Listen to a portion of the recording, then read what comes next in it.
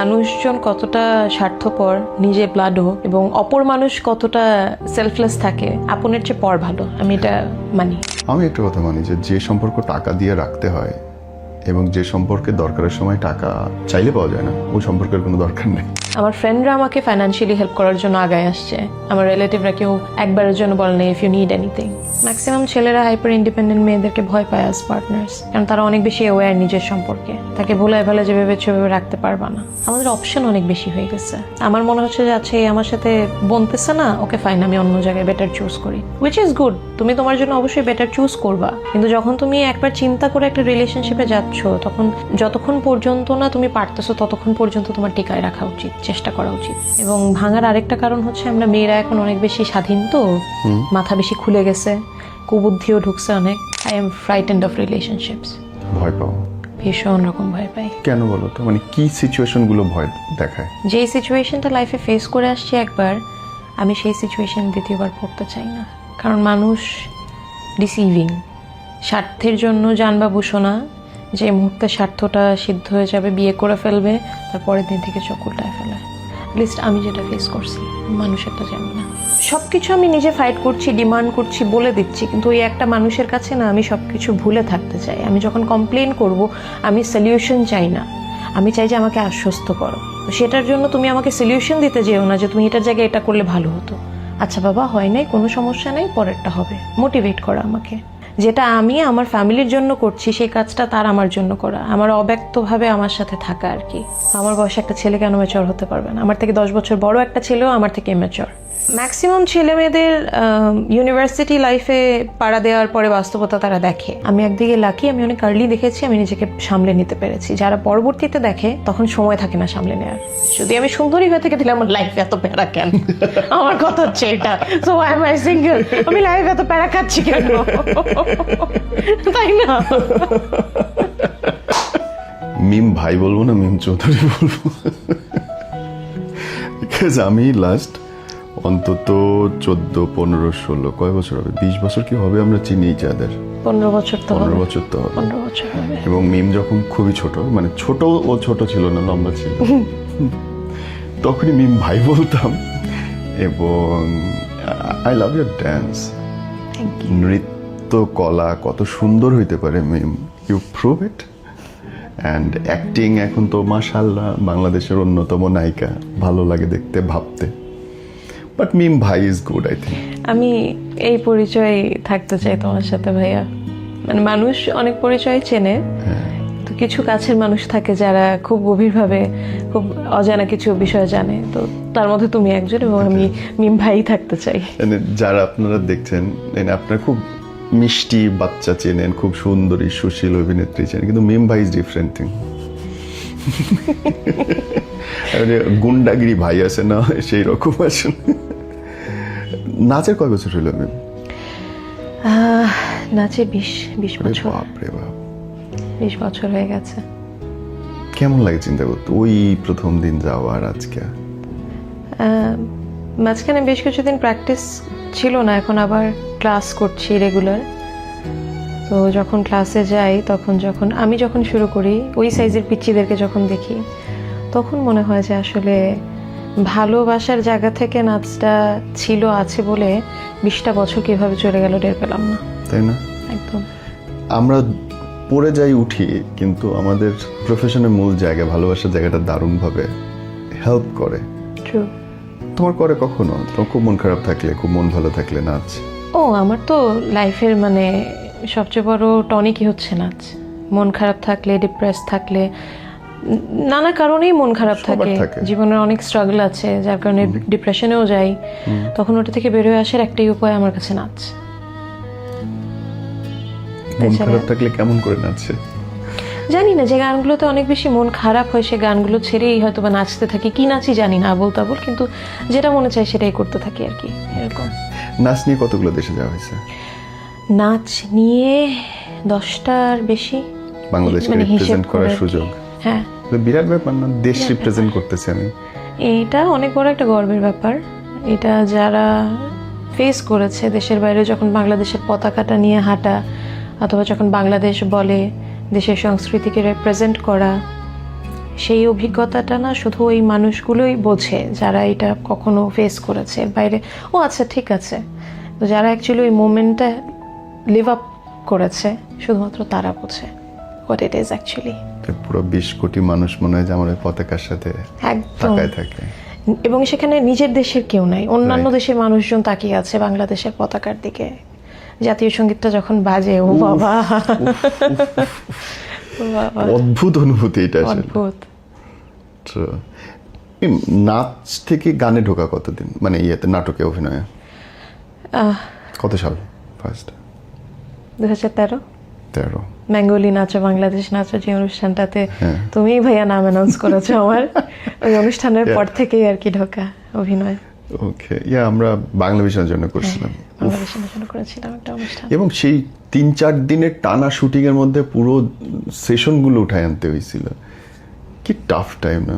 লম্বা একটা সময়, লাইফের খুব প্রেশাস একটা সময়, সকাল থেকে রাত 2টা 3টা 4টা পর্যন্ত আমরা সবাই Shooting একসাথে করছি। ওই একটা স্টুডিওতেই, Right. একটা ফ্লোরেই।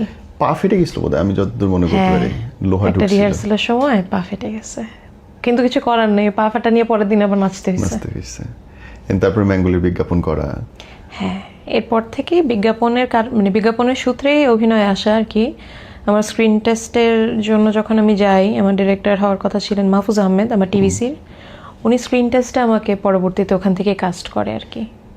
তো অভিনয় কী জিনিস জানি না, নাটক নায়িকা নায়ক কী জিনিস জানি না, কল টাইম কাকে বলে, ডেট লক করা কাকে বলে কিছুই জানি না। হুট করে একটা নাটকে কাজ শুরু করলাম এবং হুট করে পথ চলা। এবং 13 থেকে আজকে 13 বছর হয়ে গেল।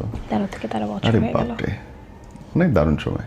সবচেয়ে এক্সাইটেড ছিল কার সাথে কাজ করতে এই পুরো জার্নিতে? এক্সাইটেড ছিলাম কার সাথে কাজ করতে?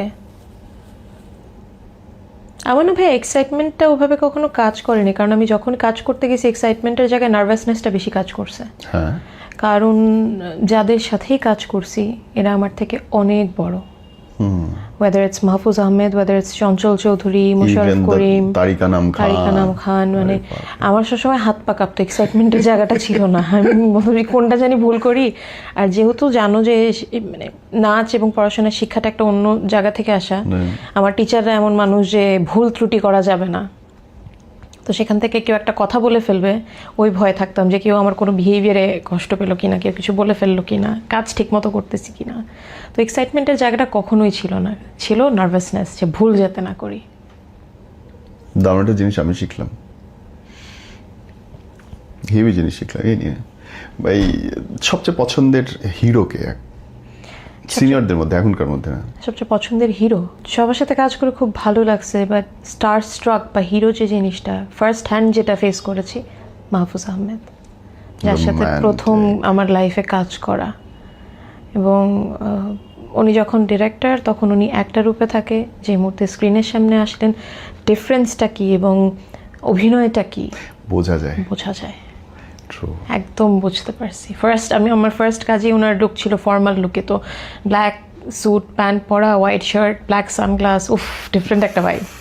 মানে Yeah. 15 বছর বয়সী একটা মেয়েকে এরকম একটা পার্সোনালিটিফুল পুরুষকে সামনে দিলে অবশ্যই সেই আর ক্রাশ মাহফুজ হবে। ভাইকে দেখলে তো যে কারো মনে মধ্যে Exactly. বাঁশি বাজতে থাকে রীতিমতো। তো ওই মানে এই টিনেজ বয়সে যখন আমার চোখের সামনে এরকম একজন ব্যক্তিত্ব দাঁড়ানো, আমার মনে করো যে থাকে না যে পছন্দের প্রেফারেন্স লেভেলের স্ট্যান্ডার্ডটাই অনেক উপরে চলে গেছে। একদম, এই কারণে কি প্রেম হয় না? হইতে পারে। এবং আমি যতদূর চিনি মিম, আমি কখনো দেখি নাই যে তুমি কারোর সাথে রিক্সায় ঘুরতেছো। এই অন্তত 16-17 বছরে তো একবার চোখে পড়ার কথা, আর আমরা সবাই একই লালবাগে এলাকায় আবাসী। থাকি তার মধ্যে। মানে প্রেমটা কেন হইল না? ওই যে এক্সপেকটেশনটা অনেক বেশি, পার্সোনালিটি লাগবে। আমার জেনারেশনের ছেলে পেলেদের হয়তো বা আমার জন্য সেটা একটু ল্যাকিংস, আমার ক্ষেত্রে আমার ম্যাচিওর কাউকে লাগবে। এটা খুব মুশকিল না? খুব মুশকিল, খুব মুশকিল, খুব ডিসঅ্যাপয়েন্টেডও আমি লাইফে এই বিষয় নিয়ে। কারণ কারণ সমসাময়িক কেউ যদি আমার চেয়ে কম ম্যাচিওর হয় বা সমান হয়, তাহলেও তো পছন্দ হবে না। ভাইয়া ম্যাচুরিটি না, জায়গাটা কিরকম, ধরো যে প্রত্যেকটা মানুষের তো ক্রাইটেরিয়া থাকে, ক্যারেক্টারিস্টিক্স থাকে। আমি একটু গম্ভীর টাইপের এখন হয়তো বা হয়ে গেছি, কারণ আমার কিন্তু আমার ব্যক্তি জীবনের কিছু অংশ গুন্ডা, কিছু অংশ চঞ্চল, সবই আছে। তো এমন ব্যক্তিত্ব লাগবে যে রেসপন্সিবল। তুমি তো জানো একটা রেসপন্সিবিলিটি রিলেশনশিপের ক্ষেত্রে, প্রেমের ক্ষেত্রে 1 নাম্বার আমি একটা মেয়ে মানুষ, আমি যত ইন্ডিপেন্ডেন্ট হই, সে যদি আমাকে বাচ্চার মতো ট্রিট না করতে পারে, তাহলে তো তার সাথে আমার থাকার, আমি তো পৃথিবীর সাথে যুদ্ধ করছি, ওয়ার্ল্ডের সাথে তো ফাইট করছি, সার্ভাইভ করছি, ওই একটা জায়গায় যদি আমার সার্ভাইভ করতে হয় তাহলে তো এটা হলো না। এই লাইনটা বলো তো, আমি খুব মুশকিলের মধ্যে থাকি মাঝে মধ্যে। ইন্ডিপেন্ডেন্ট ওমেন বা ইন্ডিপেন্ডেন্ট ম্যান যখন আমরা প্ল্যান করি, আমি অ্যাজ এ ইন্ডিপেন্ডেন্ট ম্যান আমি চিন্তা করি I don't need actually any one. হ্যাঁ হ্যাঁ, বাট ইন্ডিপেন্ডেন্ট ওমেনদের মুখে এই শব্দটা আমি মাঝে মধ্যেই শুনি যে I need someone to hold me, I am fighting with the world. এই জায়গাটা আমাকে একটু মিথস্ক্রিয়াটা হেল্প করো। আমি বাকিদেরটা জানি না, আমার ক্ষেত্রে যেরকম হয়, ধরো সারা দিন বাহ্যিক জগতের নানা কিছু ফাইট করছি, নিজের ফাইন্যান্সিয়াল জায়গাটা নিজে ব্যালেন্স করছি, ফ্যামিলির চাহিদা নিজে ব্যালেন্স করছি, ওয়ার্ক এরিয়া নিজে ব্যালেন্স করছি, দিন শেষে আমি যদি খুব স্পষ্ট করে জানতে চাই, তোমার খরচ তুমি নিজে টানো? হ্যাঁ হ্যাঁ। মা বাবার কাছে হাত পাততে হয় না? না, আলহামদুলিল্লাহ। ওকে। বরং আমি চেষ্টা করেছি যতটুকু সম্ভব, মেয়ে হিসেবে বা সন্তান হিসেবে প্রথম বাবা মাকে যতটুকু হেল্প করা যায়। ধরো আমার বাবা মা অসুস্থ হলে বা আমার ছোট ভাইয়ের কোনো কিছু দরকার হলে কখনো তারা আমাকে বলেনি যে you have to do it, আমি নিজের থেকে যতটুকু সম্ভব করার চেষ্টা করেছি। That's beautiful. এবং আমি আমার পড়াশোনা নিজে চালিয়েছি, খুব আর্লি এজ থেকে কাজ শুরু করাতে। কেন প্রেশার দিব যখন আমার একটা স্কোপ আছে? বাবা মাকে কত বছর বয়স থেকে নিজে ইনকাম শুরু হয়? নাচের ক্ষেত্রে ক্লাস 8 থেকে ইনকাম শুরু করেছি, অভিনয় যখন থেকে শুরু করেছি তখন থেকে তো আর্নিং আছে। তো মোটামুটি 15 বছর যাবত নিজে আর্ন করছি, মাশাআল্লাহ, আলহামদুলিল্লাহ। তো যতটুকু হেল্প করা ছিল যায়। হচ্ছে জয়, হ্যাঁ, আমার ছোট ভাইটা এখন তো ইউনিভার্সিটিতে পড়ে। তো ইন্ডিপেন্ডেন্সের জায়গা। হ্যাঁ, তো যেটা হয় ইন্ডিপেন্ডেন্সি জায়গাটা কিরকম ভাইয়া, সব কিছু আমি নিজে ফাইট করছি, ডিমান্ড করছি, বলে দিচ্ছি, কিন্তু ওই একটা মানুষের কাছে না আমি সব কিছু ভুলে থাকতে চাই। আমি যখন কমপ্লেন করব, আমি সলিউশন চাই না, আমি চাই যে আমাকে আশ্বস্ত করো। কোনো একটা কাজ হয় নাই, কোনো একটা প্রজেক্ট হিট হওয়ার কথা ফ্লপ করছে, করুক, হতেই পারে, তো সেটার জন্য তুমি আমাকে সলিউশন দিতে যেও না যে তুমি এটার জায়গায় এটা করলে ভালো হতো। আচ্ছা বাবা, হয় নাই, কোনো সমস্যা নেই, পরেরটা হবে। মোটিভেট করা আমাকে, যেটা আমি আমার ফ্যামিলির জন্য করছি সেই কাজটা তার আমার জন্য করা, আমার অব্যক্তভাবে আমার সাথে থাকা আর কি। আমাকে প্রিন্সেস ট্রিটমেন্ট বেয়ার মিনিমাম আমি বুঝি না। অনেক মানুষ এগুলোকে মানে দাড়িপাল্লায় মেপে ফেলে, আমি সেটা বুঝি না। আমার কথা হচ্ছে যে ধরো আমি কোনো একটা জায়গায় যাব, আমাকে নিজের থেকেই, আমার কাছে এটা বড় ম্যাটার যে তোমার কাছে টাকা আছে। আমার কাছে কিন্তু টাকা আছে, তারপরও তার এই জিজ্ঞেস করাটা, I don't need his money, but আমাকে জিজ্ঞেস করা যে তোমার টাকা আছে, কিছু লাগবে আমি দেই। এই যে একবার আই টেক কেয়ার করাটা, ডাজন্ট ম্যাটার আমার ব্যাগে লাখ টাকা নাকি কোটি টাকা, আমাকে সে ব্যক্তিগতভাবে তার যতটুকু সামর্থ্য সেখান থেকে বলা, এটাই হচ্ছে একটা ইন্ডিপেন্ডেন্ট মেয়ের জন্য একজন ব্যক্তি যে তাকে টেক কেয়ার করে।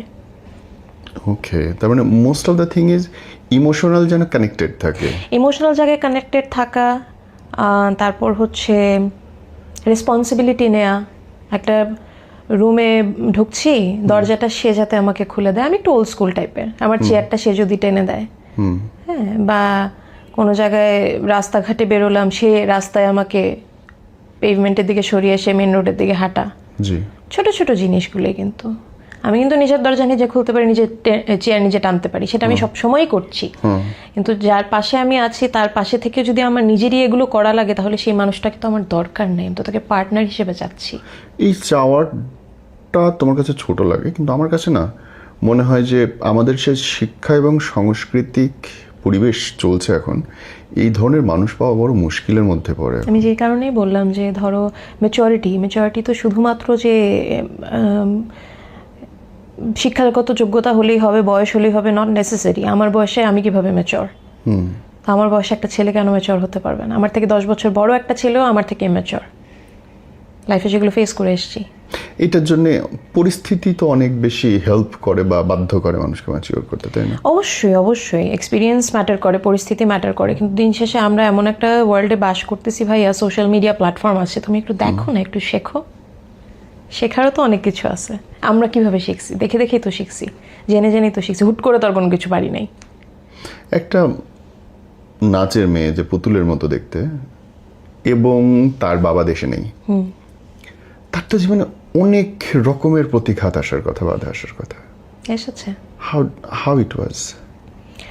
বাবা দেশের বাইরে যাওয়ার আগ পর্যন্ত জীবনটা যেরকম ছিল পালকের মধ্যে আগলে রাখা ছিল। বাবা যাবার পরই কম্পিটিশনটাতেও এন্টার করি, এবং বাস্তবতা কী জিনিস ভাইয়া, সেটা আমার মার কষ্ট, আমার প্রবলেমস, সোসাইটির প্রবলেমস, রিলেটিভসের বিভিন্ন খোটা থেকে শুরু করে সব মিলে এত আর্লি এজে এত বাস্তবতা দেখে ফেলছি না, ওটা কোপ আপ করতে অনেক সময় লাগছে। এখনও সেগুলো মাঝে মধ্যে যখন চিন্তা করি ক্ষততে আঘাত লাগে, বাট আস্তে আস্তে শিখে গেছি ওখান থেকে উঠে আসা। মানে স্ট্রাগলটা আমার খুব, ম্যাক্সিমাম ছেলে মেয়েদের ইউনিভার্সিটি লাইফে পাড়া দেওয়ার পরে বাস্তবতা তারা দেখে। আমি একদিকে লাকি, আমি অনেক আর্লি দেখেছি, আমি নিজেকে সামলে নিতে পেরেছি। যারা পরবর্তীতে দেখে তখন সময় থাকে না সামলে নেওয়ার, আঘাতটা জোরে লাগে, অনেক জোরে লাগে, এবং সেখান থেকে সামলে উঠতে পারে না। আমি সেটা খেয়াল করে দেখলাম। ধরো আমার ছোট ভাই ইউনিভার্সিটিতে ওঠার পরে এখন সে বাস্তবতা দেখতেছে, তাকে আমরা এর আগ পর্যন্ত দেখতে দেই নাই। তখন আমি বুঝলাম যে না, ওকে আরও আগে শেখানো উচিত ছিল। কারণ এখন যখন ও হোঁচটটা খাচ্ছে বা খেতে যাচ্ছে, এখন ওর কাছে রিকভার করার সময়টা খুব কম। এখন ওর পড়াশোনা শেষ করে চাকরিতে জয়েন করতে হবে, বা ব্যবসা করতে হবে, বা দেশের বাইরে চলে যেতে হবে, দৌড়ানোর সময়। এখন ও থেমে গেলে আটকায় যাবে, মানে জায়গাটা ওরকম।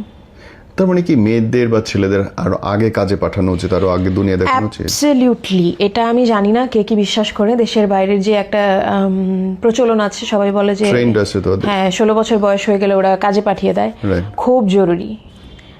মানি ম্যানেজমেন্ট শিখবে, রেসপন্সিবিলিটি কি জিনিস শিখবে, বাহ্যিক দুনিয়ার মানুষের সাথে কমিউনিকেট কিভাবে করতে হয় সেটা শিখবে। এখনকারও আমার জানা মতে অনার্স পাশ করা ছেলে মেয়েরা একটা প্রফেশনাল এনভায়রনমেন্টে বসে কিভাবে কথা বলতে হয় সেটা কিন্তু তারা জানে না, একদমই জানে না। বা সোশ্যাল এংজাইটি যেটাকে বলে, ধরো কোনো এক জায়গায় পাঠালাম, কোনো একটা অফিসে কথা বলতে ভয়ে কাঁপতে থাকে, কারণ ওদের এই অভ্যাসটাই তো নাই। ওরা তো জানে না যে আউটার ওয়ার্ল্ডের সাথে ডিল কিভাবে করতে হয়। আমাদের সোসাইটিতে বাবা মা যেটা করে যে না, ও এখনো ছোট, অনেক ছোট থেকেই ট্রেনিংগুলো দিতে হয়। এগুলো আস্তে আস্তে কনফিডেন্স বিল্ড করে একটা মানুষের ভেতরে। আর্লি এজে যদি সে কিছু আর্ন করা শুরু করে, পকেট মানি 5 টাকা, সে 5 টাকাকে সে ভাগ করতে শিখবে, 5 টাকা রাখতে শিখবে। যখন তার কাছে 5 লাখ আসবে তখন সে 1 মিনিটে উড়াই দিবে না। তখন সে একটা আইফোন কিনে, একটা ল্যাপটপ কিনে, একটা বাইক কিনে, একটা গাড়ি কিনে টাকাটা উড়াই দিবে না। মেয়েরা ব্র্যান্ডেড জিনিসপত্র কিনে উড়াই দিবে না। তারা মানি ম্যানেজমেন্ট জিনিসটা শিখবে, যেটা লাইফে খুব ইম্পর্টেন্ট। এখনো অনেক ছেলে মেয়ে ব্যাংকে গিয়ে রিসিপ্ট লিখতে পারে না। হ্যাঁ, অনেক আছে। আমি আছি একজন। হ্যাঁ, আমরা এটা মানে অভ্যস্ত না যে কাজ করি। আমি তোমার এটা তো আলাদা হিসাব। ধরো কাউকে আমি ব্যাংকে পাঠাবো, আমি ম্যাক্সিমাম টাইমে যখন ব্যাংকে যাই কোনো কিছু ডিল করতে, অনেকের ক্ষেত্রে পাই। এটা আমাদের দোষ না, এটা আমরা প্র্যাকটিস করি না, আমাদেরকে প্র্যাকটিস করায় নাই। আমি তো ব্যাংক অ্যাকাউন্ট করছি বিয়ের পরে, কি বাজে অবস্থা। মানে ওটাই ধরে নিছিলাম জীবনে টাকা লাগবে না। মানে ওটাই তো বলতেছি যে একটা এডুকেশন যেটা খুব important, financial education, money management এখনো পারি না আমি। মানি ম্যানেজমেন্টটা খুব ইম্পর্টেন্ট, এখনকার জেনারেশনে এসে খুব ইম্পর্টেন্ট। ফাইন্যান্সিয়াল এডুকেশন খুব ইম্পর্টেন্ট। মিম কখনো নিজেকে ছেলে মনে হয়েছে? না, আমাকে অনেকে বলছে, একটা সময় আমাকে বিশ্বাস করানোর চেষ্টা করছে, এটা আমার কখনো মনে হয় নাই। আমাকে অনেকেই অনেক নাচের ক্ষেত্রে অনেকে বলছে তো ব্যাটা হতো ছেলেদের মতো, ওর ভেতরে মেয়ে মানুষের কোনো নেই। আমার কখনোই মনে হয়, আমার নিজেকে হিউম্যান বিং মনে হয়েছে। আমার ছেলেদের সাথে বন্ধুত্ব বেশি হয়েছে, মেয়েদেরকে আমি কম বুঝি, কম চিনি। এখন আমার ফিমেল ফ্রেন্ডস অনেক আছে, কারণ আমি আমার মেন্টালিটির মানুষজন পাইছি। তখন ছোট্ট একটা গণ্ডিতে ছিলাম, পাই নাই, এই জন্য সবাই বলছে। হচ্ছে দায়িত্বের জায়গাটা। আমি ছেলেই, দায়িত্বের জায়গা থেকে আমি ছেলে, আমি নিজেকে ছেলেই মানি। আমি যতটুকু, আমি ব্যক্তিগতভাবে তোমার পরিবারের সাথে ইনভলভ। হ্যাঁ, আমি একটা শব্দ আমি বলতে চাই না, যেটুকু তুমি বলবে সেটুকুতে আমি আটকে থাকবো। কিন্তু আমি ওই লাইনটাতে আসতে চাই যে do you behave or act or have to behave like a man on the family? I absolutely do. আমি এটা ডিসকভার করেছি আম্মা যখন কোভিডে আক্রান্ত হয়ে 15 দিন আইসিইউতে ছিল, তখন আমি ডিসকভার করেছি। এর আগে আমি আস্তে আস্তে জানতাম, বুঝতাম, বাট তখন পর্যন্ত জিনিসটাকে কোনো নাম দিতে পারিনি। তখন আমি নাম দিয়েছি যে yes, I am the man of the house, I am. কেমন ছিল সিচুয়েশনগুলো? কোভিডের টাইম, লকডাউন দেশে, বাবা অফিসে, বাবা লকডাউনে আটকা, আমি মা হসপিটালে, পোস্ট কোভিড সিন্ড্রোমে আক্রান্ত, 50% 60% লাং ব্লক। ডক্টর বলছে উনি আর বাঁচবে না, বলে দিছে। আমি তারপরও বলছি হ্যাঁ, বলে দিছে যে she is not gonna survive, 60% lung block হয়ে গেছে, আর কিছু করার নাই। আমি জিজ্ঞেস করলাম কোনো অল্টারনেটিভ কোনো ট্রিটমেন্ট, 0% চান্স আছে? বলে হ্যাঁ, একটা মেডিসিন আছে, একটা ইনজেকশন, সেটা হতেও পারে নাও হতে পারে, 50-50 চান্স। আমি বলছি ইটস ওকে, 50-50 চান্স হলো, আমি সেটা নিব। আমার মা যদি 50-50 চান্সের মধ্যে 50%-এ বেঁচে যায় ভালো, না বাঁচলে আল্লাহ নিয়ে গেছে, কোনো সমস্যা নেই, বাট আমি সেই চান্সটা নিব। That was my call, not my father's, not my brother's, not nobody's, আমার। সাইন করার জায়গাটায় নিজে, ও মাই গড। সাইনটা আমি করিনি যেহেতু বাবা বেঁচে আছে, ডিসিশনটা আমার ছিল, সাইনটা আব্বুকে করতে বলছি, এবং সেটা ম্যানেজ করা, ইনজেকশন ব্যবস্থা করা, সব কিছু। কারণ কোভিডের মধ্যে পুরো মানে বাংলাদেশ লকড ওই সময়। এবং ডক্টর যখন বলতেছে, মোটামুটি আমার বাবা অ্যাকসেপ্ট করে নিছে যে my mother is not gonna survive, উনিও ভেঙে পড়ছে। আমি বলছি কিচ্ছু আসে যায় না, চলে গেলে চলে যাবে, কিন্তু আমি ট্রাই করতে থাকবো লাস্ট মোমেন্ট পর্যন্ত। আমার আম্মা যদি না বাঁচে ফাইন, আল্লাহ দুনিয়াতে আনছে নিয়ে যাবে, বাট আমি ওনার শেষ নিঃশ্বাস নেওয়া পর্যন্ত আমি ট্রাই করতে থাকবো। ইফ শি সার্ভাইভস, আল্লাহ যদি মুখের দিকে তাকায়, আল্লাহ যদি মুখের দিকে তাকায়, এবং আল্লাহ মুখের দিকে তাকাইছে। She came back.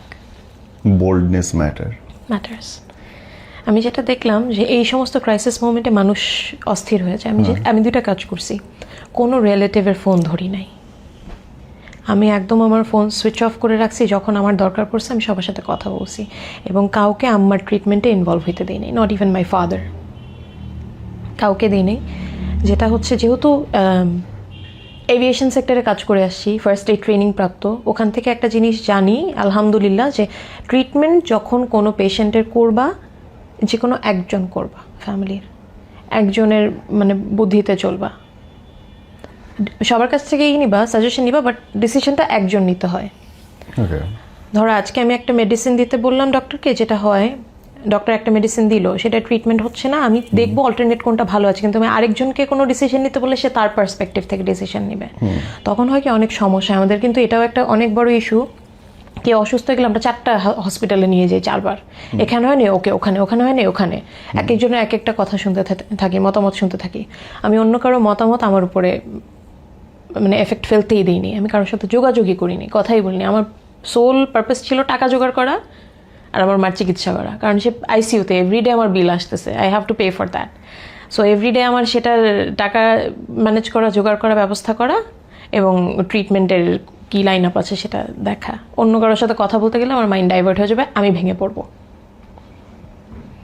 আমি আর জয়, আমার মনে আছে আম্মুকে যেদিন ডিসচার্জ করছে আইসিইউ থেকে, ক্যাবিনে দিছে, সব বিল পে করে তারপরে আমরা পাশের হোটেলে খাইতে বসছি। এই পর্যন্ত আমরা খাই নাই 2 ভাই বোন, একদম।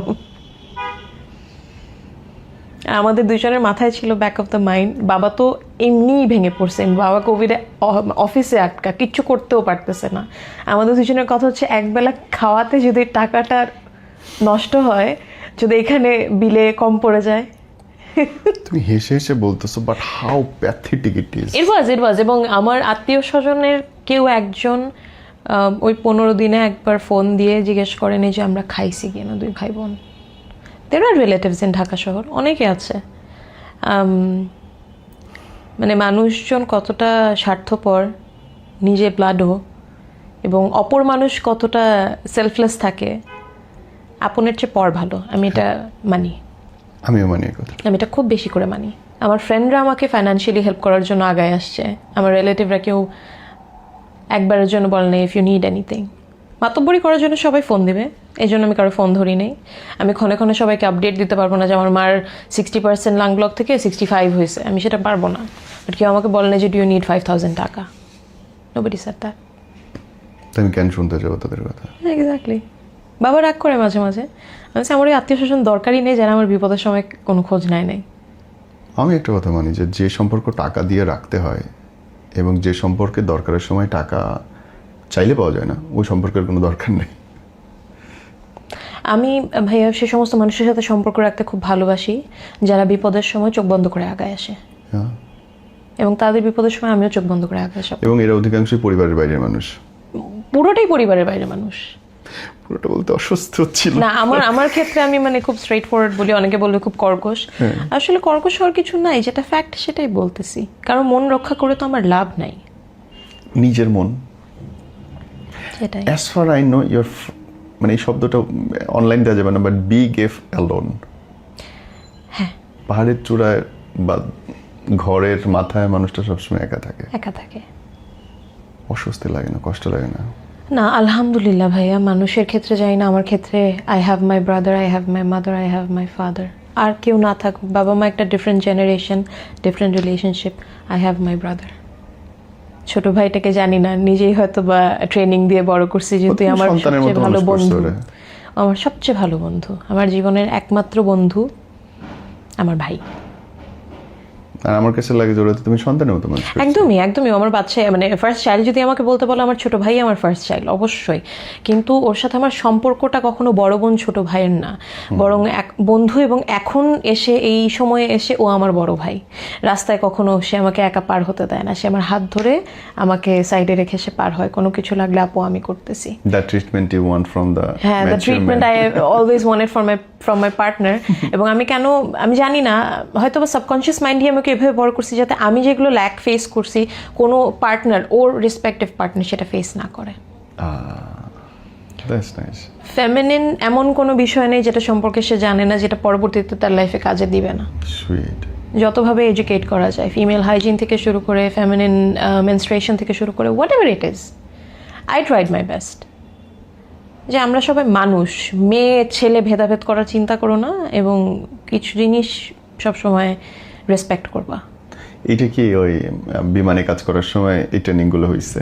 না, বিমানে কাজ করার সময় ট্রেনিং হয়নি, এগুলো কেন জানি মানে বিল্ট ইন আমার ভেতরে ছিল।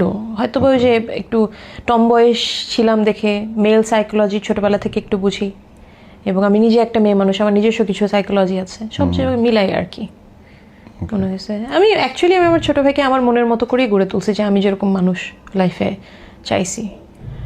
Can I ask your love life? How is going? And how was it?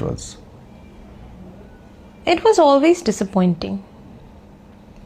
কেন মনে হয়, বা কি রিজন ছিল, বা ফেস করছো কি ধরনের reason? You know, a very big part of my life, I am frightened of relationships. ভয় পাও? ভীষণ রকম ভয় পাই। কেন বলো তো, মানে কি সিচুয়েশন গুলো ভয় দেখায়? যে সিচুয়েশনটা লাইফে ফেস করে আসছি একবার, আমি সেই সিচুয়েশন দ্বিতীয়বার পড়তে চাই না। কারণ মানুষ ডিসিভিং, স্বার্থের জন্য জানবা ভূষণা, যে মুহূর্তে স্বার্থটা সিদ্ধ হয়ে যাবে, বিয়ে করে ফেলবে, তার পরের দিন থেকে চোখ উল্টায় ফেলে most of the people. Least আমি যেটা ফেস করছি, মানুষেরটা জানি না। সো আমার ওই জায়গা থেকে ভয় আছে কিছু বিষয়, রিলেশনশিপ, লাভ, এবং I failed in love in life. আমার কারণে হোক, আমার রেসপেক্টিভ পার্টনারের কারণে হোক, আমি লাইফে অনেক বড় একটা ব্রেকআপ ফেস করছি খুব আর্লি এজে, টিন এজে।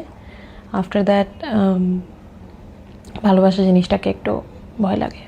সম্পর্কে ভয় জায়গাগুলো কোথায় আসে? আমাকে, আমি কারোর উপর ডিপেন্ডেন্ট হতে পারি না তো ভাইয়া, মানে ওপেন আপ হতে পারি না। অনেক স্ট্রাগল, আমার ইন্টারনাল স্ট্রাগল, যেগুলো মানুষ বোঝে না। একটু যেমন রিসেন্টলি আমি ভাবতেছি যে আমি একটা গাড়ি কিনবো। তো এটা নিয়ে আমার এক ফ্রেন্ডের সাথে কথা বলতেছিলাম যে আমি গাড়ি কিনবো, এরকম এরকম টাকা পয়সা লাগবে। তো বলছে তোমার বাবার কাছ থেকে না? আমি বলছি হ্যাঁ নিতে পারি, I have to pay him back. বলে you have to pay him back? আমি বলছি it's not like I have to, I am going to. তোমার আর আমার রিয়ালিটি অনেক আলাদা। বাপের পয়সায় বেড়ে ওঠা একটা ছেলে আর নিজে ইন্ডিপেন্ডেন্ট একটা মেয়ে, দুজনের রিয়ালিটি ডিফারেন্ট। মানুষের সাথে আমি সাইকোলজি মিলাতে পারি না। তো আমার পয়েন্ট অফ ভিউ বোঝার মতোই তো নাই লোকজন। যারা বোঝে তারা লাইফে আমার মতো পার্টনার চায় না। ম্যাক্সিমাম ছেলেরা হাইপার ইন্ডিপেন্ডেন্ট মেয়েদেরকে ভয় পায় অ্যাজ পার্টনার্স, কারণ তারা অনেক বেশি অ্যাওয়্যার নিজের সম্পর্কে। তাকে ভুলায় ফেলে যে ভেবেছে ওভাবে রাখতে পারবা না। ওয়ার্ডিং সিচুয়েশন দুইটাই অনেক। কিন্তু এটা মিসকনসেপশন, বোঝে না যে যদি আদর করে রাখো, এরা সবচেয়ে লক্ষ্মী মানুষ। আদরটুকুই চাই এদের, কিন্তু জীবনে সব আছে, অন্য কিছু কিন্তু দরকার নেই। একটা নর্মাল একটা মেয়ে যে নর্মাল একটা আপব্রিঙ্গিংয়ে বড় হয়েছে, তার লাইফে সব লাগবে, খাদ্য, বস্ত্র, বাসস্থান, ঈদে 4টা জামা, এত ভরি গয়না, সবই তার লাগবে। আমি এগুলো দেখে আসছি। তুমি আমাকে এটা দেয়ার মানসিকতা রাখো, এটাই যথেষ্ট। ওটা আমার দরকার নাই। আমাকে দিতে চাও, তোমার সর্বস্বটা দিতে চাও, মানসিকতাটা রাখাই যথেষ্ট। যেটা বললাম যে কোথাও গেলে তোমার কিছু লাগবে, আমি টাকা পাঠাই, ওই জায়গাটা বলছো, এটাই যথেষ্ট। দেওয়ার দরকার নাই। কিন্তু মন থেকে বলতে হবে। তুমি যে মন থেকে চাইছো আমাকে বলছো, ইনাফ। তোমার সৌন্দর্য কি কখনো তোমার রিলেশনশিপের জন্য নেগেটিভ ছিল? আমি সুন্দর বলে আমি বিশ্বাস করি না ভাইয়া। You are. আমি সেটা কখনোই, আমি বাহ্যিক সুন্দর কিনা সেটা আমি কখনোই বিশ্বাস করি না। আমি মানি যে আমি মন থেকে একটা সুন্দর মানুষ, আমার ভিতরে কোনো রকম কালি নাই, আমি কারো খারাপ চাই না, হিংসা করি না, কাউকে কখনো ইচ্ছাকৃতভাবে কষ্ট দিই নাই, মন খারাপ করার মতো কথা বলি নাই, কাউকে কান্নাকাটি করাই নাই। আমি রাগী মানুষ, এটা আমি জানি, কিন্তু কখনো কারোর সাথে খারাপ বিহেভ করিনি। আমি মন থেকে একটা ভালো মেয়ে, ভালো মানুষ, সুন্দর মানুষ, এটা আমি জানি। বাহ্যিক রূপ আমার কতটুকু আছে না আছে আমি জানি না, কারণ এটা যদি থেকেও থাকে আমার জন্য ডিসঅ্যাডভান্টেজ। যদি আমি সুন্দরী হয়ে থেকে, তাহলে আমার লাইফে এত প্যারা কেন? আমার কথা হচ্ছে এটা। So I am I single, আমি লাইফে এত প্যারা খাচ্ছি কেন? তাই না? আমি আর উল্টো জিজ্ঞেস করছিলাম যে সৌন্দর্য হয় কি, যে সুন্দর মানুষদের প্রতি পার্টনাররা অনেক সন্দেহ প্রবণতা থাকে, ইনফিরিয়রিটি কমপ্লেক্স থাকে, আটকায় ভাই রাখতে এটা চায়। সৌন্দর্য তো লাগবে না। আমি যে প্রফেশনে আছি বা আমার যে ধরো প্রিভিয়াস ব্যাকগ্রাউন্ড, আমি নৃত্যশিল্পী, আমি অ্যাক্টর, আমি সিনেমা করছি, আমি ক্যাবিন ক্রু ছিলাম, প্রত্যেকটা প্রফেশনই তো মানে সন্দেহজনক প্রফেশন। আমরা যে জায়গায় কাজ করতেছি মানুষ যদি এমনি সন্দেহ করে, সৌন্দর্য তো বাদই দিলাম ফ্যাক্টর, যদি থেকে থাকে, এমনি তো মানুষ কত কথা বলে। কিন্তু ছিল কিনা, মানে রিলেশনশিপ এটা ফেস করছো কিনা? না, আমি নিজেকে সবসময় এভাবে ক্যারি করছি, যার কারণে আমার পার্টনার হয়তোবা শুরুর দিকে বাইরের স্পেকুলেশনে কথাবার্তায় যে মিডিয়ায় কাজ করে হ্যান ত্যান শুনতে পারে, কিন্তু আমি কখনো এরকম কোনো কিছু করি নাই লাইফে। একটা মানুষ তো অ্যাটলিস্ট 10 দিন মিশলে বোঝে। তারপর আমার মনে হয় না যে, আমি কনফিডেন্টলি বলতে পারি আমার পার্টনারের ফেতের জায়গাটা কখনো নষ্ট হওয়ার কথা, কারণ আমি কখনো ওইভাবে ক্যারি করিনি নিজেকে। তুমি যেটা বললে যে কখনো রাস্তাঘাটে আমাকে কোনো জায়গায় রিক্সায় ঘুরতেই দেখো না, কারণ আমি 10টা বাজলে বাসার ভিতরে চলে যাই। So disappointing. আলা এত বড় বাচ্চা কারণ নিয়ে ঘুরতেছেন, এটা খুব ডিসঅ্যাপয়েন্টিং। মানে বড় ভাই বলো, বাবা বলো, এটা খুব টেনশনে থাকে যে আমার বেশ ঝামেলা করি। নাই, তার মানেই ঝামেলা আছে, দেখা যাচ্ছে না, তাই সমস্যা কই একটু ভাব নিবা, ওই ঘুরবি না একসাথে। আম্মা এক সময় বলতো যে তুই তো বয়ফ্রেন্ড নাই কেন, তুই জীবনে প্রেম করিস না কেন, হোয়াটস রং উইথ ইউ? প্রেম করার মতো মানুষ তো লাগবে, এক্স ফ্যাক্টর আলা মানুষ লাগবে, তো যার তার সাথে তো প্রেম করতে পারবো না। আমার তো মানুষটা এরকম লাগবে যাকে 10 জন দেখে মানে বলে যে না okay, you choose the right one. হ্যাঁ, ওরকম কাউকে লাগবে। পার্সোনালিটি ওই প্রশ্নে আমি থাকতেই চাই, রিলেশনশিপে কি ধরনের প্যারা সহ্য করছো? আমি ক্লিয়ার হইতে পারি নাই। রিলেশনশিপে কি ধরনের প্যারা সহ্য করছি? সবই ঠিক আছে ভাইয়া। প্যারাটা যেরকম সহ্য করছি সেটা হচ্ছে যে এই যে পার্টনাররা বুঝতে পারে না আমার পার্সপেক্টিভ, অথবা আমি খুব গ্রে টাইপের একটা মানুষ, এটা আমি সবসময় বলি। আমার not white and black, not black and white. আমি কোনো মানে এটা সাদা এটা কালো এটা মানি না। আরে বাপরে। মানি না কেন? কারণ আমি নিজেই তো ফেস করছি, অনেকবার দেখছি যে ধরো আমি ইন্ডাস্ট্রিতে কাজ করতেছি নায়িকা হিসেবে, এটা সবার কাছে খুব খারাপ একটা প্রফেশন। আমার ঘরেও নায়িকা। হ্যাঁ, মানে ওইটাই খুব ম্যাক্সিমাম মানুষের কাছে খারাপ একটা প্রফেশন। কিন্তু আমি যাদের সাথে কাজ করতেছি, আমি কাজ করতে গিয়ে দেখলাম যে হ্যাঁ আমরা অভিনয় করতেছি, আমরা প্রেমের অভিনয় করতেছি, একটা ছেলের হাত ধরতেছি, কিন্তু আমাদের কো আর্টিস্টের ভেতরে যে সম্মানটা, সবার ক্ষেত্রে কিনা আমি জানি না, আমাদের ক্ষেত্রে যে সম্মানটা সেটা খুবই সুন্দর। তো মানুষের কাছে সেটা ব্ল্যাক হলেও তো আমার কাছে হোয়াইট। রাইট। এটা তো একটা গ্রে লাইন। আমি নাচ করি, মানুষ বলতে পারে যে নৃত্যশিল্পী কি জানি, নাচের মেয়ে শব্দটাই তো বিচ্ছিরি। আমি তো কথক ডান্স করি, এখানে বাজে জায়গার তো কোনো অপশনই নাই। আমি তো কখনো আমার শরীর দেখে নাচ করতেছি না, আমার হেড টু টো কভার করা থাকে। আমি একটা আর্টকে রিপ্রেজেন্ট করতেছি। এটা তো ব্ল্যাক এন্ড হোয়াইট, এর মধ্যে আমি তো গ্রেতে মাখাই গেলাম কেমনে কি? খারাপ কাজ বলতেছে মানুষ, কিন্তু সেটা তো আমার কাছে ভালো, তাহলে এটা কিভাবে আমার জন্য ব্ল্যাক এন্ড হোয়াইট হইলো? এই সরি, বাইরের প্রসঙ্গে চলে যাচ্ছে। এই যে ধরো তোমরা যারা ক্লাসিক্যাল নাচ শিখছো আর এখন যেটা টিকটকের নাচ দেখি আমরা, মানে how you tolerate actually? We don't tolerate. বিষয়টা আমরা একদমই ইগনোর করে গেছি। টিকটকে যারা নাচতেছে আমি খারাপ বলতেছি না, অনেক ভালো ভালো ডান্সারদের টিকটক আছে, বাট টিকটকটাকে এবং মানে কিছু মানুষ এটাকে ইউজ করছে নেগেটিভ ওয়েতে, অনেকে প্রফিট করছে। আর যারা নাচতে পারে না তারা যদি নাচে তাহলে সেটা দেখতে তো বিচ্ছিরি লাগবেই। ইন্টারন্যাশনাল অনেক ডান্সার্স আছে যাদের নাচ আমরা টিকটকে দেখি, রিলে দেখি। প্ল্যাটফর্ম ইউজ করাটা বিষয়, প্ল্যাটফর্মটাকেই নেগেটিভলি এখানটা কালটিভেট করা মানে যেটা সবকিছুতেই তো তোমার নেগেটিভ পাবলিসিটি অনেক বেশি আগে হবে, যে কোনো একটা বাজে জিনিসের পাবলিসিটিটা বেশি হবে, মানুষ দেখে বেশি। তো আমি যদি এখন একটা স্লিভলেস গেঞ্জি পরে নাচি, মানুষ ওটা বেশি দেখবে। আমি যদি একটা সুন্দর পারফরমেন্স দিয়ে বোরিং দেখবে True. না, ভালো জিনিস তো কেউ দেখে না। দেখে না। তো তো ওই জায়গা থেকেই টিকটকটাকে ওইভাবে ক্যাশ করছে কিছু কিছু মানুষ, তাই বলে আমি তাদেরকেও খারাপ বলতে পারি না, তারা মার্কেটিং স্ট্র্যাটেজি কাজে লাগাইছে, আমরা পারি নাই। আমরা পারি নাই, এটা আমার ব্যর্থতা, আমি লিটারালি এটা বলি। True, আমরা মিলিয়নে দাঁড়ায় আছি, মানুষের 10 মিলিয়ন 50 মিলিয়ন হইছে। এটা আমাদের ব্যর্থতা, আমাদের ইগো, আমাদের মোরাল লাইনের কারণে হয়তো বা আমরা পারি নাই। দাঁড়াও টি শার্টটা খুলি। ও না, পুরুষ মানুষের টি শার্ট খুললে কেউ দেখবে না।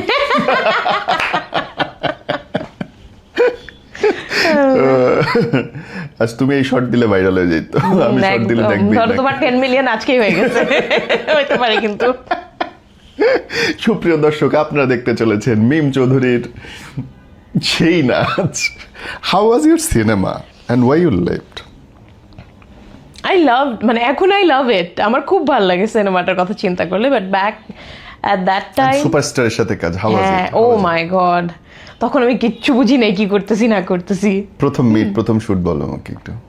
প্রথম সিন ছিল অ্যাক্সিডেন্টের পরের একটা scene, the very first time I met him, I fell in love with him. He is so beautiful. He is, এই জন্যই মানুষ, আমি জানি না কি বলে না বলে, আগে বলতো, আমি বলছি ভাই আমি নিজের চোখে দেখছি একটা রাজপুত্র, সাকিব খান রাজপুত্র, একটা বললে রাজকুমার। কম বলা হয়। মানে আমরা যে স্বপ্নের রাজকুমার যেটাকে কল্পনা করি, উনি আসলে এতটা সুন্দর ও মাই দেখতে। গড, সাকিব খান আমি তো সুন্দর দেখি সুপুরুষ। সব নায়িকার চেয়ে সুন্দরী। হ্যাঁ, একজন সুন্দর সুপুরুষ এবং নিজেকে সে সবসময় ভাবে ক্যারি করছে। রাইট। স্টিল না, ওনার সাথে আমার ঠিক 10 বছর পরে দেখা হয়েছে, লাস্ট মালয়েশিয়ায়, আমরা 2014-তে সিনেমাটা করছি, লাস্ট ইয়ার আমার সাথে দেখা হলো, লাস্ট ইয়ারও না 24-এর ডিসেম্বরে আমার সাথে দেখা হয়েছে। আমি ভাইকে বললাম ভাইয়া ইটস বিন 10 ইয়ার্স আপনার সাথে আমার দেখা হয়েছে, you are still the same. হাসতেছে, কিছু বলে না।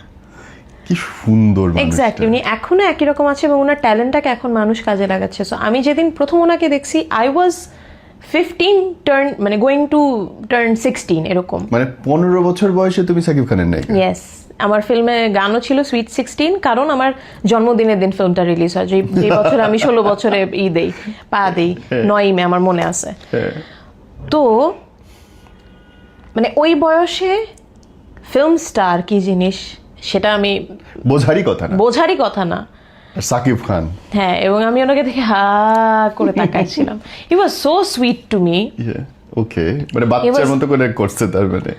মানে বাচ্চা নাকি আমি জানি না, কো-আর্টিস্ট হিসেবে সে আমাকে যথেষ্ট রেসপেক্ট করছে। প্রথম একটা মেয়ে আসছে, কিচ্ছু আসে যায় না, উনি আমাকে খুব রেসপেক্ট করছে। উনি ওনার যে কোনো কো-আর্টিস্টকে যেরকম সম্মান দেয়, সে সেরকম সম্মানটাই আমাকে দিয়েছে। একদম। তুমি তো পিচ্ছি তখন। ওনার কিচ্ছু আসে যায়নি, ওনার কাছে আমি কো-আর্টিস্ট। ক্যা বাত, ক্যা বাত। ঠান্ডা লাগতেছে, ওনার মেকআপ আর্টিস্টকে দিয়ে আমার জন্য শল আনাই দিচ্ছে। ওনার কিন্তু ঠেকা পড়েনি এগুলো কিচ্ছু, কারণ আমি বাঁচি না মরি দেখার বিষয় না। ওনার ছাতার নিচে আমাকে নিয়ে দাঁড়া করাচ্ছে যাতে মাথায় কুয়াশা না পড়ে শুটিংয়ে। উনি ডাবের পানি খাচ্ছে, ওনার ডাবের পানিটাই উনি আমাকে সাথেছে যে তুমি খাবা কিনা, তোমার গরম লাগতেছে কিনা।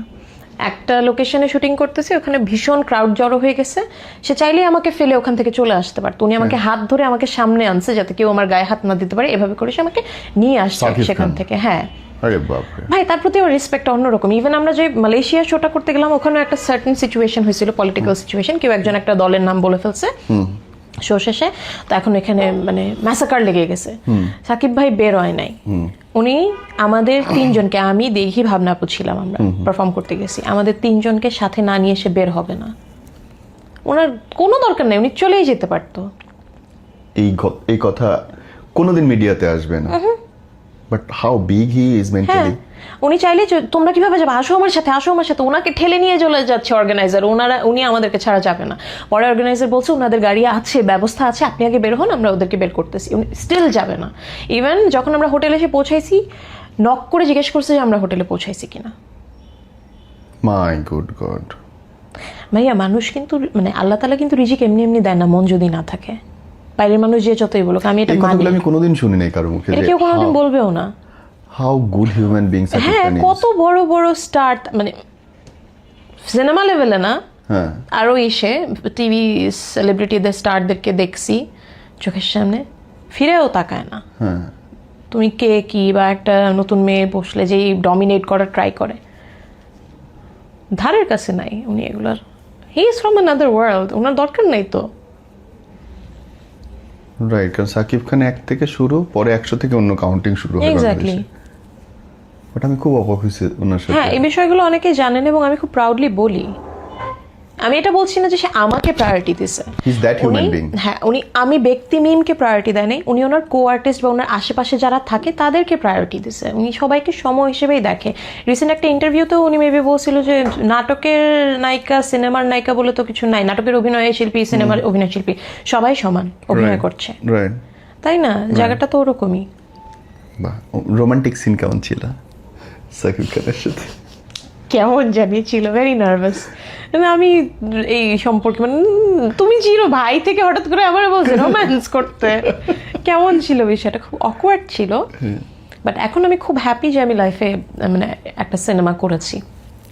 সরে আসার যেটা পয়েন্ট বলতেছিলাম, সরে আসার কারণ হচ্ছে তখনকার সিনেমার যে it was massive hit, it was a massive hit, মানে এখনো মানুষজন দেখায় এরকম। এবং আমাকে ওই মুহূর্তে আরো 8 থেকে 10টা সিনেমার অফার পাঠানো হয়েছে সিনেমা রিলিজ হওয়ার আগেই। নাচের মেয়ে, লম্বা, অল্প বয়স্ক, হয়তো দেখতে সুন্দর, অভিনয় টুকটাক পারি। নিজের সম্পর্কে তার কোনো ইয়ে নাই। আমার কাছে আমার ল্যাকিংসই তো ধরা পড়বে ভাইয়া। অ্যাক্টিং মোটামুটি জানি, চোখ টোক কাজ করে, নাচতে শিখছি যেহেতু, চোখ টোক কাজ করে। এবং আমার ফিল্মের ডাবিং আমি নিজে করছি, ফার্স্ট ফিল্মের ডাবিং আমাকে করাইছে। তো সেখান থেকে অনেকগুলো ফিল্মের অফার আসে, কিন্তু তখনকার যে কালচারটা এফডিসির একটা, ব্যাক ইন 2013-14 রিলিজ হয় মুভি, কালচারটার সাথে আমি খাপ খাওয়াইতে পারিনি। কারণ আমি আসছি শিল্পকলা একাডেমির ফ্লোরে রিহার্সাল করা একটা মেয়ে, সেখান থেকে হঠাৎ করে এফডিসির যে একটা কালচার, আমি কোনোভাবেই খাপ খাওয়াইতে পারিনি। ওকে, যার কারণে আর কি সিনেমা করা হয়নি পরবর্তীতে। সো নেক্সট কি কোনো চিন্তা আছে যদি গুড? হ্যাঁ, আমার কাছে অফার 2-3টা আসছে, কিন্তু আমি বলছি যে ভাই আমি যদি সিনেমা আবার করি, এটা আমার ব্যক্তিগত ইচ্ছা, আমি জানি না আমি যোগ্য কিনা। আমি যার সাথে কাজ করে আসছি আগে, আমার লাস্ট কাজটা, আমি তার সাথে আবার পরবর্তীতে ফার্স্ট কাজটা করতে চাই। যদি সেটা কখনো হয় হবে, না হবে। নায়িকা সংকট তো চলছেই আমাদের ইন্ডাস্ট্রিতে। আসলে আমাদের টেলিভিশন নাটক নিয়ে আমি একটু কথা বলতে চাই, যদি মতামত দিতে অস্বীকার না করো, যে নাটকের ধরনের মধ্যে অনেক চিপ ব্যাপার আসছে না? অবশ্যই। এতে কি আর্টিস্টরা কোনোভাবে দায়ী? এক পর্যায়ে দায়িত্ব, যুগটা তো ভাইরালের চলে আসছে, যুগটা তো আর মানে একটা কোয়ালিটিফুল কন্টেন্টের আসে নাই। আগে মানুষ নাটক দেখতো নাটকের কোয়ালিটি দেখে, এখন মানুষ নাটক দেখে নাটকের ভিউ দেখে, এবং কাস্টও করা হয় ভিউ দেখে। ডিরেক্টর বলো, রাইটার বলো, আর্টিস্ট বলো। এখন 1 কোটি মানুষ একটা নাটক দেখলো মানে 1 কোটি মানুষ ওই নাটকে সাপোর্ট করলো। তার মানে ওই নাটকই হইতে বাধ্য বাজার নীতি অনুযায়ী, ডিমান্ড থাকলে সাপ্লাই হইতে হবে। বাধ্য না হইলেও আমাদের যে মেন্টালিটি, সেটা হচ্ছে যে ব্যবসা করাইতে হবে, তো ভিউ মানে টাকা আসতেছে।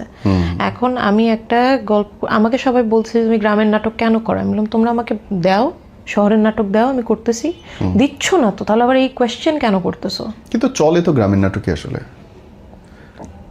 নাটক বিগ বাজেট মানে অল্প বাজেট সবই শুনতেছি, আমি অল্প বাজেটের কাজ করি, ওকে ফাইন, তুমি আমাকে একটা বিগ বাজেটের নাটকে কাস্ট করে দেখো, তুমি তো সেটা করবা না, তুমি তো সেই রিস্কটা নিবা না। As a director, as a producer, তোমার যদি সেই ব্যাকবোনটা না থাকে, তাহলে তুমি কিভাবে আমাকে কোয়েশ্চেনটাই বা করো? মোবাইলের নায়িকা বলতেছে, সবাই তো মোবাইলে এখন কাজ করতেছে, এখন তো সবাই মোবাইলে। গ্রামের ছাড়া এখন তো আর কিছু চলে না না, পারিবারিক নাটক অথবা গ্রামীণ নাটক 2-3টা হিট হয়েছে, অন্যান্য টাইপের নাটক ওটা হিসেবের মধ্যে ধরে না। হ্যাঁ, তো চিপনেসটা তো এই কারণেই আসছে ভাইয়া। এখন ধরো ট্রেন্ডের সাথে তো গা ভাসায় দিচ্ছি আমরা। আবার এটা তো প্রফেশনও, তোমার তো ডেট বিক্রি করতেই হবে। হ্যাঁ, না আমাকে যেরকম রিসেন্টলি অনেকেই বলতেছে যে তুমি গ্রামের নাটক কেন করতেছো, তুমি একটা আর্টিস্টের সাথে কেন কাজ করছো? আমি বলছি ভাই, আমি তো এটাকে প্রফেশন হিসেবে নিছি। হ্যাঁ, আমার তো টাকা আর্ন করতে হবে, আমার তো চলতে হবে। তোমরা যে কথা বলতেছো যে মানে সারা বছরে একটা প্রজেক্টের জন্য আমি ওয়েট করব, ফাইন, আমি ওয়েট করতে রাজি আছি যদি আমি ফাইন্যান্সিয়ালি অতটা ফ্রি থাকতাম। ফাইন্যান্সিয়াল ফ্রিডম থাকলে আমার টাকা আর্ন করার দরকার নেই, আমি কাজের জন্য কাজ করতেছি। আমি সারা বছর স্যান্ডেল ঘেসে ঘেসে একটা কাজের জন্য ওয়েট করতাম, সেটা করা আমার পক্ষে সম্ভব না। একটা বাজে জায়গায় কথা বলি, সবাই বলে ভিউয়ের জন্য প্রত্যেকটা স্টারই এখন নিজেদের সোশ্যাল মিডিয়া মেনটেন করে। আমি তোমার মিডিয়া মেনটেন করা দেখি নাই, কেন বলো তো? না টিকটকে, না ফেসবুকে, না না ইনস্টাগ্রামে? না, আমার ইনস্টাগ্রাম একটা জায়গা, নিজস্ব পছন্দের জায়গা। আমি সেটা নিজের মতো করে যতটুকু অর্গ্যানিক ওয়েতে মানুষ পছন্দ করে আমি নিজে যেটা ভালো লাগে সেটা পোস্ট করি। কত ভিউ আসবে সেটা চিন্তা করি না। জানি না ভাইয়া, কখনোই আমি নিজেকে সোশ্যাল মিডিয়াতে এত স্মার্ট মনে করি নাই, এবং সোশ্যাল মিডিয়া যে এতটা ইম্প্যাক্ট ফেলবে আমার আর্টের ক্ষেত্রে সেটা আমি কখনো চিন্তা করি না। But it is nowadays. হ্যাঁ, ইট ইজ। কারণ লাস্ট আমি তোমার একটা পোস্ট দেখলাম যে একটা 21শে পদক নিয়ে তুমি কথা বলতেছো। Will you agree to talk about it? Yes, I will. প্রতিবাদ করেছো দেখলাম একটা। হ্যাঁ, প্রতিবাদের জায়গাটা এরকম খুবই মানে নিজের কাছেই খারাপ লাগে যে আমাদেরই একজন সহশিল্পীকে নিয়ে এভাবে বলতে হচ্ছে। প্রথমত নিজের কাছেই একটু লজ্জা লাগে। কেন লাগে? যে সে অবশ্যই গুণী, সে অবশ্যই যোগ্য, কিন্তু তার থেকেও বেশি যোগ্য মানুষজন আছে। জায়গাটা ওই জায়গায় যে আমার সমবয়সী একজন 21শে পদক পাচ্ছে বা আমার থেকে একটু সিনিয়র পাচ্ছে, I am happy about that. But প্রবলেমটা ওই জায়গায়, তাকে যারা তৈরি করেছে তারা এখনো বাংলাদেশে বেঁচে আছে, জীবিত। আমাকে যদি এখন ধরো আমার গুরুর সামনে আমাকে সম্মাননা দিচ্ছে, আমি সেই সম্মাননা কিন্তু নিতে পারবো না। Neither me. আর দেবাশিস দা কোন স্টেজে থাকলে আমি উঠি না, নিচে বসে থাকি। আমাকে দিলে আমি নিতে পারবো না, সেটা আমার ব্যক্তি জায়গা থেকে। তো সেটা কিভাবে জাস্টিফাইড হয় আমাকে বলো? হতেই পারে সে অবদান রেখেছে, কিন্তু তার থেকেও অনেক বেশি অবদান রাখা মানুষ আছে যাদেরকে এখনো মূল্যায়ন করা হয়, যাদেরকে মূল্যায়ন করা হয়নি। তো আমি তাদেরকে বাদ দিয়ে তোমাকে কিভাবে কংগ্রাচুলেট করি? আমি ব্যক্তি মানুষটাকে চিনি না, একজন নৃত্যশিল্পী হিসেবে চিনি। She is a very good dancer, সে কাজ করছে, ভালো কাজ করছে। তার থেকে এরকম আরও 10 গুণ 20 গুণ ভালো কাজ করে আসা মানুষেরা আছে যারা সেই সম্মাননাটা পায় নাই। আমি তার জন্য ক্ল্যাপ দিয়ে অন্যদেরকে অসম্মান করতে পারবো না। আমার প্রতিবাদটা ওই জায়গায়। তোমার কি কোথাও মনে হয় যে আমাদের বাংলাদেশের ছেলেদের বদলের দরকার আছে? কোথায়? মেয়েদের ক্ষেত্রে আমি জানি না, মেয়েদের ক্ষেত্রে আমি জিজ্ঞেস করছো না দেখে বলছি না। বেসিক লাইফ স্কিল শেখা খুব জরুরি ছেলেদের। আমাদের রান্না বান্না করা, ঘর গোছানো, ছেলেদের এগুলো জরুরি। তার নিজের জন্য জরুরি, পরবর্তী লাইফের জন্য জরুরি। কারণ আমরা যে এরকম ইকোনমিক্যাল সিচুয়েশনে লাইফ লিড করতেছি, হাজব্যান্ড ওয়াইফ দুজনেরই কাজ করে খাওয়া লাগবে আগামী কয়েক বছরে। বাইরের দেশের মতোই গৃহিণী ঘরে থাকবে আর হাজব্যান্ড কাজ করে আসবে, ওইভাবে জীবন চলবে না, শান্তিতে চলবে না। তখন যেটা হবে যে ওয়াইফ যদি বাসায় না থাকে, তাকে সাপোর্ট করার জন্য বা নিজের ঘরটাকেও গুছায় রাখা যায়, যে রান্না যে একটু করা যায় নিজের জন্যই, এগুলোকে তো আমরা মেয়েদের কাজ হিসেবে দেখে এসেছি। এটাই বললাম, এটা বেসিক লাইফ স্কিল। বিদেশে গেলে যখন পড়াশোনা করতে যাচ্ছে তখন কে করে খাওয়ায়? কেউ তো করে খাওয়ায় না। সেটার জন্য অ্যাটলিস্ট শিখুক। মা অসুস্থ হয়ে গেলে বাসায় হঠাৎ করে একদিন নিজে যাতে খেতে পারে, খাওয়াইতে পারে সবাই, সেটার জন্য অ্যাটলিস্ট শিখুক। আমার বাসা সবাই জানে, আমাদের এই জন্য কোনো ইস্যু হয় না। কেউ কারোর জন্য বসে থাকি না। সে আসলে রান্না করলে তারপর খাবো। বাবার ক্ষেত্রেও না, মার ক্ষেত্রেও না, ভাইয়ের ক্ষেত্রেও না, আমার ক্ষেত্রেও না। কোনো একটা পরিবারে কাজের হিসেবটা বলতো যে তোমার কি মনে হয় যে মেয়েদের বা ছেলেদের অড জব করা, রেস্টুরেন্টে কাজ করা, এই জিনিসগুলো বাংলাদেশের জন্য কতটুকু ঠিক বা ঠিক না? আমাদের বাংলাদেশে স্যালারি সিস্টেমটা তো খুব মেসড আপ। আমি তো মানে নিজে এক্সপিরিয়েন্স করতে গিয়ে দেখলাম যে ছোটো ভাই যখন ইন্টার পাস করলো, বসে আছে আইএলস করতেছে, বা অন্যান্য বন্ধুরা ভাবলো একটা পার্ট টাইম জব করি, গিয়ে দেখলো খাজনা থেকে বাজনা বেশি। পার্ট টাইম জব করতেছে ঠিকই, কিন্তু যে কষ্টটা করতেছে ওরকম টাকা তো পাচ্ছে না। আমাদের এখানে তো আওয়ারলি সিস্টেম না, ডে সিস্টেম না, মান্থলি সিস্টেম। মান্থলি সিস্টেমে তো পোষায় না ছেলেপেলেদের। করা উচিত ওই যে আবার একই কথা, কাস্টমার সার্ভিসে কাজ করলে বেসিক লাইফ স্কিল শিখবে। অল্প বয়স থেকে যদি কাজ করে তাহলে কনভারসেশন কীভাবে হোল্ড করতে হয়, একটা মানুষের সাথে কীভাবে ডিল করতে হয়, সোশ্যাল অ্যাংজাইটি দূর হবে। কিন্তু সেটার স্কোপটা তো নাই, পরিস্থিতিটা নাই তো। আবার ধরো আমি যদি তোমাকে এসে বলি, আমি ইন্টার পাস করা একটা মেয়ে, যে আমাকে একটা কাজ দেন, তুমি তো বলবো ইন্টার পাস করছো, কি দেবো, যা অনার্স টনার্স শেষ করে এসো। যদি না হাতের কাজ পারে, মেন্টালিটি তো এই জায়গায় আছে। কিন্তু হাতের কাজ পারলে তো আবার তার জন্য লাইফটা ডিফারেন্ট।